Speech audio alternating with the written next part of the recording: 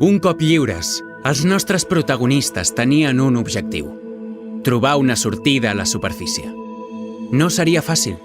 No tenien per on començar i l'infrafoscor no era més que un laberint de túnels sense res que distingís un camí de qualsevol altre. Els seus companys originaris del subsol van proposar diverses localitats on anar per no vagar per l'infrafoscor sense rumb. Blindstone, la ciutat on es trobaven els noms de les profunditats.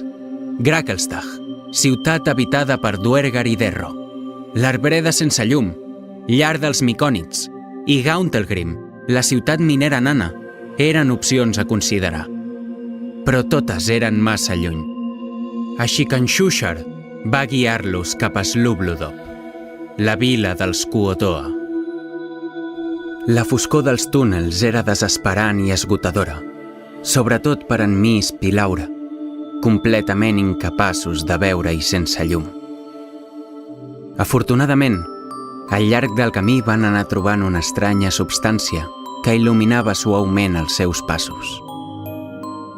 Una espècie de romanent màgic multicolor, adherit a les parets de les cavernes, com si es tractés d'una mena de líquen. I tot i no saber si era perillós o no, van haver de seguir avançant. Així va ser com van iniciar el seu viatge. I ara, a dormir.